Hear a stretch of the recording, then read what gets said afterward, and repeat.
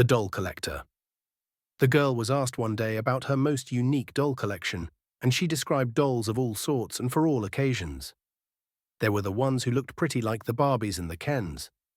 There were ones that did something like Wetsy Betsy or Chatty Cathy. There were the ones that represented different times.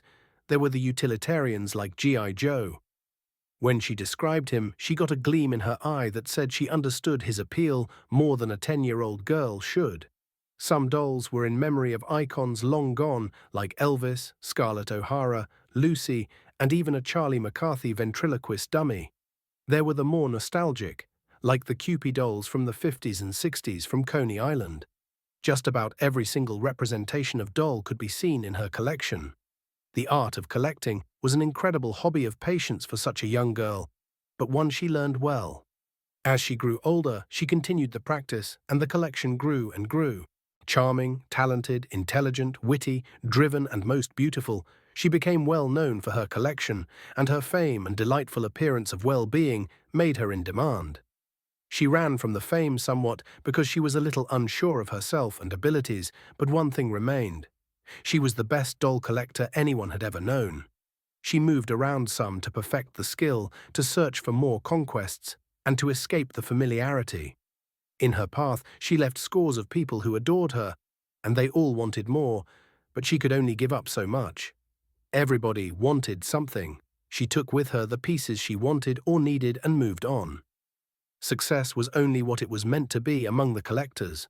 The rest of the world didn't really understand anything about what made her so endearing. Those close to her and that adored her couldn't understand anything else. She was captivating. She carried the skill with her into old age. A collection that could not be comparable to anything like it was grown. She was so reliant on the doll collecting that some days it seemed that building that collection was all that mattered. Never did she really take the time to get to know anyone real. She had no real attachments to anyone in this life. All was sacrificed in the name of the collection. It was all she knew. Even her mother, who had taught her all she knew about collecting, was pushed to the wayside in reverence to the collecting.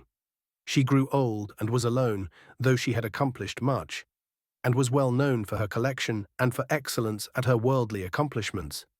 An old woman today was asked about her collection of dolls, the most extraordinary collection ever seen, and through the rasp of a lonely old woman's voice, she described her collection.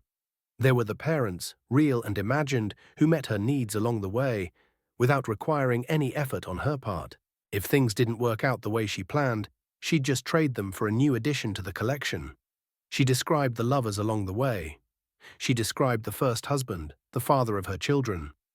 She described the second husband, a hopeless romantic whose weaknesses were many and easy to use against him when the going got rough.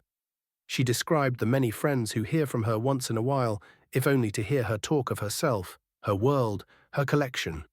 She talked of the friends and family, real or facsimile, who stepped in to care for her children when the collecting, wanderlust, stress, or call to sow wild oats was too great.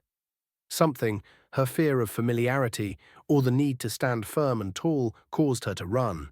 She spoke of many who adored her, many who offered her the world, but never came through to her liking because the collecting was easier than changing, or being patient with another's shortcomings or inability to meet her standards. She was a victim if you didn't make the collection. She could be a victim to make sure you didn't. Others said there was a good chance you were the victim if you did. She told of all this through the undertone of bitterness and regret. But she also spoke with the assuredness that she knew the truth. A decision was made long ago to continue with the collecting, even though it wasn't that exciting anymore and really gave no lasting joy.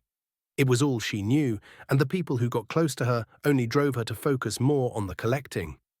Remember, they all want to take advantage of her and her collection.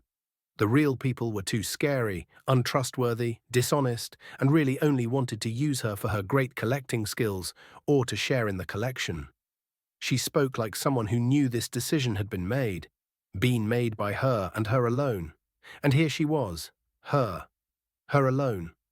She was known for her accomplishments, but when asked, none could say they knew her even though she had impacted their lives more than anyone they had ever met. And they all concurred. It was her alone. Her alone with a collection that means nothing to anyone but her, and to those that knew what could have been and still like being collected.